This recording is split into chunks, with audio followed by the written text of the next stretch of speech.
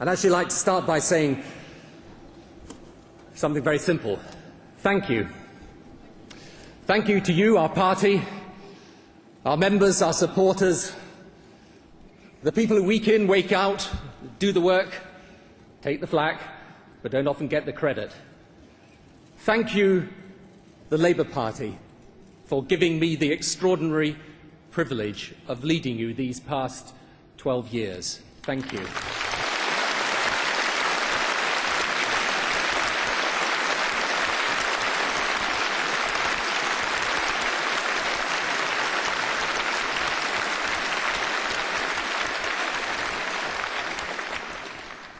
I know I look a lot older. That's what being leader of the Labour Party does to you. Actually, looking around, some of you look a lot older. That's what having me as leader of the Labour Party does to you. Nobody knows that better, of course, than John Prescott, my deputy these last 12 years, author of Traditional Values in a Modern Setting. I may have taken New Labour to the country. It was you that helped me take it to the party, so thank you.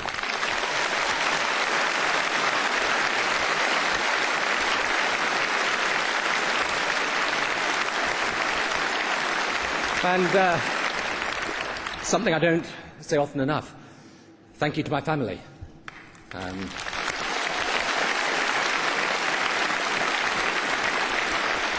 To the children. To Cherie. I mean,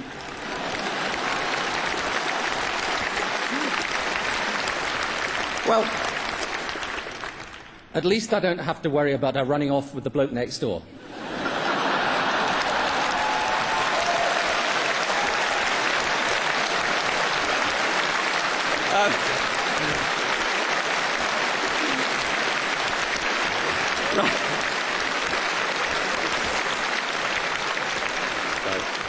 Sorry, just couldn't resist that one. It's usual, of course, on these occasions after you thank the family, you thank your agent. And actually, I do want to thank my agent, John Burton, and through him the wonderful people of Sedgefield.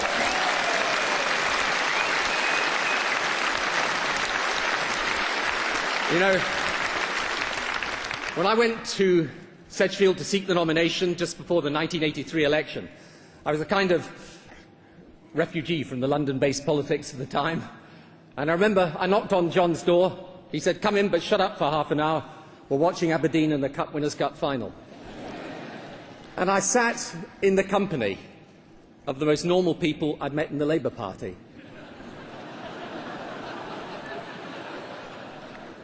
And they taught me that most of politics isn't about politics in the sense of meetings and resolutions, speeches, even parties sometimes.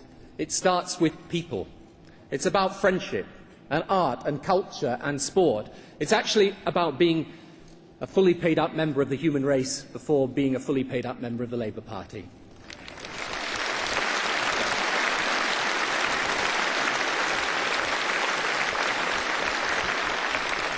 But above all else, I want to thank the British people. Not just for the honour of being Prime Minister, but for the journey of progress that we've travelled together. Leaders lead, but in the end, it's the people who deliver.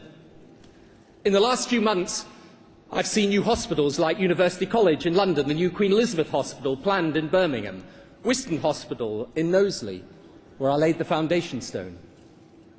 But without the talents and dedication of the National Health Service staff, they would just be empty shells. It is their efforts which have cut waiting, improved care, transform and save tens of thousands of lives every day. Thank you.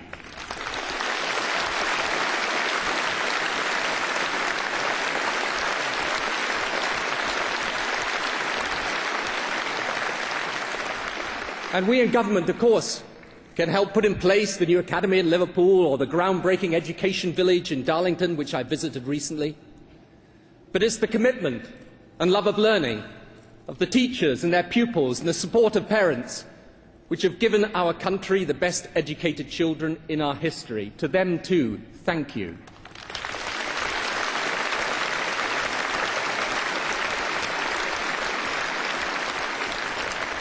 And what about this wonderful city of Manchester? A city transformed. A city that shows what a confident, open and proud people with a great Labour Council can do for themselves. So thank you.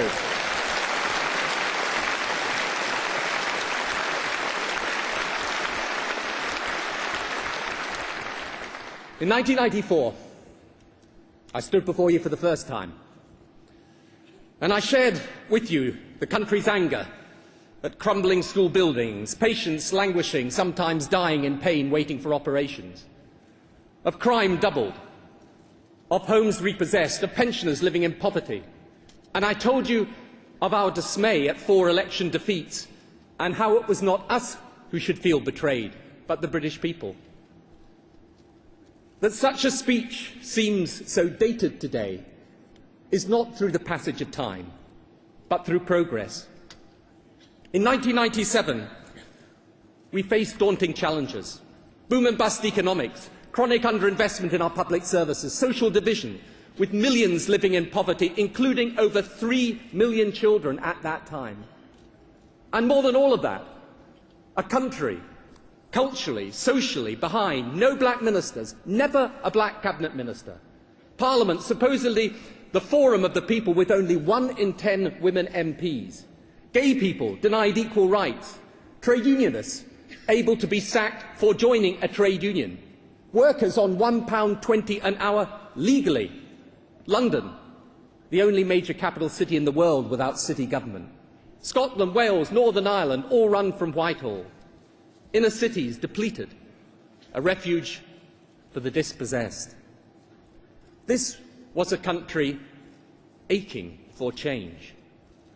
And now, for all that remains to be done, just for a moment, dwell on what has been achieved. The longest period of sustained economic growth in British history. Mortgage repossession like mass unemployment, terms we have to be reminded of. The last NHS winter crisis, 6 years ago. Heart patients wait on average less than 3 months, cancer deaths down by 43,000. Today, you are more likely to see a new school building than a crumbling one. There are virtually no long-term unemployed. Today we ask, well, can we meet these ambitious targets on child poverty? Before 1997, the idea of a child poverty target would have been laughable. We have black ministers, and the first woman and then the first black woman leader of the Lords. Not enough women MPs, but twice what there were.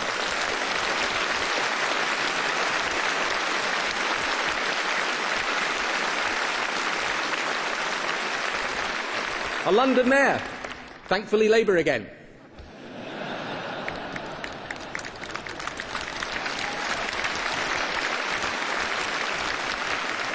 Devolution in Scotland and Wales, but not just this. Free museum entry that's seen a 50% rise in visitors. Banning things that should never have been allowed. Handguns, cosmetic testing on animals, fur farming, blacklisting of trade unionists, and from summer next year, smoking in public places.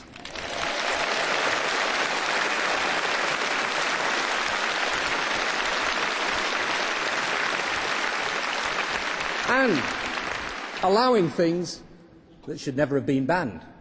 The right to roam, the right to request flexible working, civil partnerships for gay people.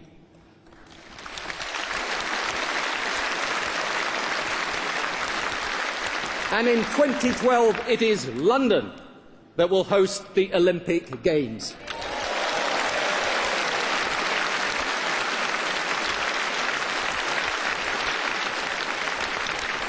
Of course, the daily coverage of politics focuses on the negative. But take a step back and be proud. This is a changed country. Above all, it is progressive ideas which define its politics. That's the real result of a third-term victory. And there's the Tories, having to pretend they love it all. Bank of England independence, they never did it in 18 years. The minimum wage, they told us it would cost 1 million jobs. Help for the world's poor that they cut. Now they fall over themselves saying how much they agree with us. Don't lose heart from that. Take heart from it.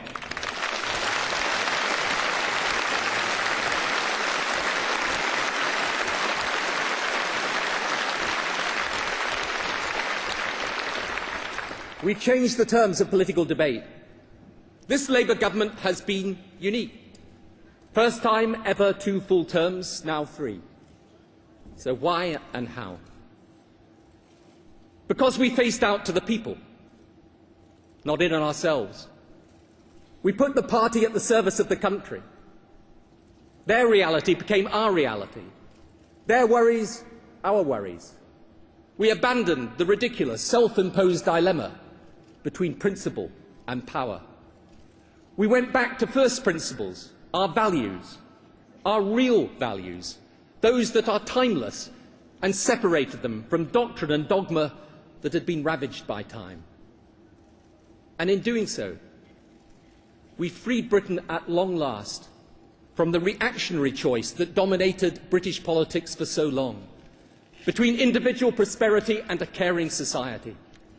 We proved that economic efficiency and social justice are not opposites, but partners in progress. We defied conventional political wisdom, and thereby we changed it. And around that, we built a new political coalition. The USP of New Labour is aspiration and compassion reconciled. We reach out not just to those in poverty or need, but those who are doing well but want to do better, those on their way up, ambitious for themselves and their families. These are our people too, not to be tolerated for electoral reasons, but embraced out of political conviction. The core vote of this party today is not the heartlands, the inner city, not any sectional interest or lobby. Our core vote is the country.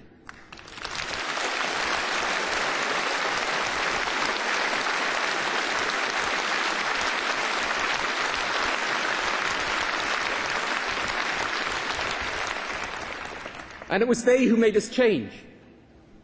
The beliefs of the Labour Party of 2006 should be recognisable to the members of 1906. And they are full employment, strong public services, tackling poverty, international solidarity. But the policies shouldn't. And the trouble was, for a long time, they were. In the 1960s, rereading the cabinet debates of In Place of Strife, everyone was telling Harold Wilson not to push it. It was divisive, unnecessary, alienated core support. And in the end, he gave up. But so did the public on Labour. Even in 1974, the Labour government spent 2 years renationalising shipbuilding, and the public spent 2 years wondering why. In the 1980s, council house sales had first been suggested by Labour people. It was shelved, too difficult, too divisive, and we lost a generation of aspiring working-class people on the back of it. In the 1980s, we should have been the party transforming Britain, but we weren't. And the lesson is always the same. Values unrelated to modern reality are not just electorally hopeless. The values themselves become devalued. They have no purchase on the real world. We won in the end, not because we surrendered our values, but because we finally had the courage to be true to them.